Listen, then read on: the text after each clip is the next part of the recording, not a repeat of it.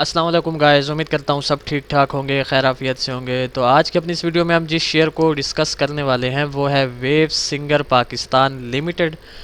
तो वेव्स पर I think so मैंने काफ़ी टाइम पहले एक वीडियो बनाई थी, मेरे ख्याल से 3 से 4 मंथ्स पहले मैंने इस पर वीडियो बनाई थी और वो एक ही वीडियो थी। उसके बाद से मैंने दोबारा जो है इसको एनालाइज नहीं किया था, इसका फॉलोअप नहीं किया था। तो मैंने कहा कि चलो ये बेस्ट टाइम है वेव्स को डिस्कस करने का। अच्छा जी, तो ये इस वक्त वीकली टाइम फ्रेम ओपन है वेव्स का आप लोगों के सामने। तो सबसे पहले इसका एक हल्का फुल्का सा ओवरव्यू हम कर लेते हैं। मैं इसको थोड़ा सा जूम आउट कर लेता हूँ ताकि आपको जो इसकी ओवरऑल एक सिचुएशन है उसका अंदाज़ा हो सके। तो बेसिकली जहाँ से मैं स्टार्ट ले रहा हूँ वो ये 2007 का साल है। तो अगर आप लोग इस चार्ट पर थोड़ा सा फोकस करें कि इसका जो अब तक का ऑल टाइम लो था वो तकरीबन 6 रुपीज़ के आसपास का था।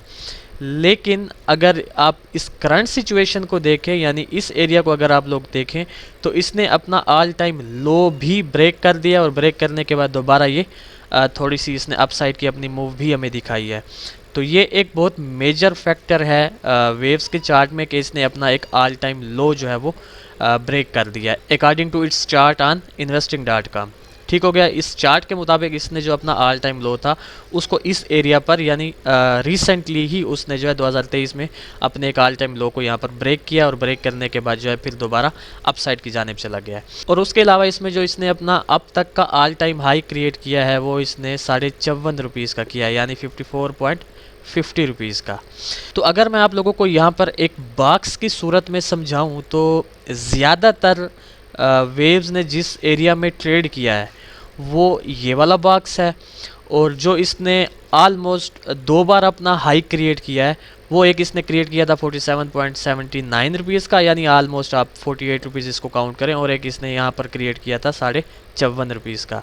तो इस एरिया में इसने जस्ट अपनी पीक्स बनाई हैं और जो इसकी ज़्यादातर ट्रेडेबल रेंज है वो बेसिकली आप यूँ काउंट कर सकते हैं कि यूँ समझे कि 6 रुपीज़ से लेकर ऑलमोस्ट 25 रुपीज़ की इसकी मोस्ट ट्रेडेबल रेंज है 2008 या 7 से लेकर अब तक की। उसके अलावा अगर आप लोग इसके प्रीवियस ऑल टाइम हाई से अब तक की सिचुएशन देखें तो इसमें जो एक ओवरऑल ट्रेंड चलता हुआ आ रहा है वो इसका काफ़ी स्ट्रांग जो है एक डाउन ट्रेंड है और स्टिल अभी तक वैलिड है। अभी तक जो इसका ओवरऑल डाउन ट्रेंड है वो शिफ्ट नहीं हुआ इसके अप ट्रेंड में।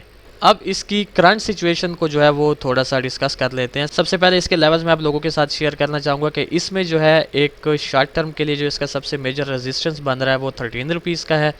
इसी तरह इसमें 13 रुपीज़ के बाद 10.5 रुपीज़ का एक काफ़ी स्ट्रांग रेजिस्टेंस क्रिएट हो रहा है। उसके बाद जो इसका नियर और मेजर रेजिस्टेंस आप काउंट कर सकते हैं वो इसका 8 रुपीज़ वाला लेवल है, जहाँ से ये रिजेक्ट होकर डाउन साइड की तरफ आ रहा है। और इसमें जो एक सपोर्ट क्रिएट हो रहा है वो इसका 6 से लेकर 6.5 रुपीज़ तक का एक सबसे मेजर सपोर्ट है, जहाँ से रिसेंटली इसने सपोर्ट लेकर हमें अपसाइड की मूव दिखाई है। तो इसके जो ये लेवल्स मैंने अभी आप लोगों के साथ शेयर किए हैं, इन लेवल्स को आप लोगों ने लाजमी वॉच में रखना है। अब आ जाएं कि इसके इस स्ट्रक्चर को जो है वो थोड़ा सा मैं आप लोगों के साथ डिस्कस करना चाहूँगा। तो यहाँ से अगर आप लोग फोकस करें तो यहाँ पर इसने एक ट्रेंड लाइन क्रिएट की थी जिसको इसने यहाँ पर जो है वो ब्रेक किया। इसी तरह इसने यहाँ पर भी एक ट्रेंड लाइन जो है क्रिएट की थी जिसको इसने यहाँ पर ब्रेक किया। और बिल्कुल इसी तरह इसने यहाँ पर भी एक ट्रेंड लाइन शॉर्ट टर्म के लिए क्रिएट की थी, एक चैनल टाइप सिचुएशन क्रिएट की थी जिसको इसने इस एरिया पर ब्रेक कर दिया है। और जो अब इसकी एक सिचुएशन बनी हुई है, मतलब है कि इस लेवल से जिस पोजीशन के साथ ये अप साइड की जानिब गया है और अब जो इसको 8 रुपीज़ वाले लेवल से सेल साइड का प्रेशर मिल रहा है, तो अगर इन केस ये प्रेशर फॉलो होकर दोबारा ये इस लेवल तक आता है तो ऑलमोस्ट 50+% चांसेस हैं कि हमें यहाँ पर एक बॉटम जो है क्रिएट होता नज़र आएगा, डबल बॉटम पैटर्न की सिचुएशन में। मींस कि यहाँ पर ये अपना एक सेकंड बॉटम क्रिएट करेगा और एक डबल बॉटम पैटर्न को जो है यहाँ पर ये एक्टिव करेगा। और फिर यहाँ से अगर इसने अपने इस 8 रुपीज़ वाले लेवल को अगेन ब्रेक कर दिया तो फिर जो है ऑलमोस्ट 70+% हम लोग जो है ये चीज़ कंसीडर करेंगे कि ये जो है अपने प्रीवियस हिस्ट्री से एक ओवरऑल आते हुए डाउन ट्रेंड को जो है ये अब अप ट्रेंड में शिफ्ट करने की कोशिश कर रहा है। ठीक हो गया। अच्छा जी, उसके अलावा इसमें अब जो है डिस्कस कर लेते हैं जो हमने इसमें से बिल्कुल अपना जो प्रीवियस एनालिसिस किया था, जो प्रीवियस हमने वीडियो बनाई थी, उसको डिस्कस कर लेते हैं कि क्या जो है हमारे प्रीवियस एनालिसिस को वेव ने फॉलो किया था या नहीं किया। फिर इंशाल्लाह इसमें से हम अपना नियर फ्यूचर प्लान आप लोगों के साथ शेयर करेंगे। तो जब मैं इस पर अपनी प्रीवियस वीडियो बना रहा था तब जो है ये इस एरिया पर ट्रेड हो रहा था, और मैंने बेसिकली दो ही सिनेरियोज आप लोगों के साथ डिस्कस किए थे। मैंने यहाँ पर एक 9 रुपीज़ वाला लेवल ड्रा किया था और मैंने कहा था कि ये या तो इस 9 रुपीज़ तक जाएगा और डाउन साइड की तरफ आएगा, या फिर नीचे जो है मैंने ये 7 रुपीज़ वाला लेवल जो है वो लगाया था और मैंने कहा था कि ये 7 रुपीज़ तक आएगा और डायरेक्ट 9 रुपीज़ तक जाएगा। तो आप कह सकते हैं कि हमारा जो प्रीवियस एनालिसिस है उसको ऑलमोस्ट 50% जो है वेव्स ने फॉलो किया और 50% फॉलो नहीं किया। अब 50% कैसे फॉलो किया कि ये हमारे 7 रुपीज़ वाले लेवल तक तो आया, बट 7 रुपीज़ से लेकर 9 रुपीज़ की जो हमने रेंज रखी हुई थी उस वक्त, उस रेंज के ये 50% तक गया और इसने जो है हमारे टीपी को हिट नहीं किया। तो that's why I am saying कि इसने हमारे 50% एनालिसिस को फॉलो किया, बट ट्रुथ इज ट्रुथ कि इसने जो है हमारे स्टॉप लॉस को इस एरिया पर हिट कर दिया। तो बहरहाल कोई इशू नहीं, मार्केट है, कभी कभी लॉसेस को भी जो है आप लोगों ने एक्सेप्ट करना होता है। अच्छा जी, तो लॉन्ग स्टोरी शॉर्ट, इस सारी सिचुएशन को डिस्कस करने के बाद अगर आप लोग इस एरिया को देखें तो 8 रुपीज़ के लेवल से आप लोगों को यहाँ पर जो है डोजी कैंडलस्टिक पैटर्न्स भी देखने को मिल रही हैं, और जो इसकी ये वाली यानी कि करंट वीक की कैंडल है इसमें हमें सेल साइड का प्रेशर भी देखने को मिल रहा है।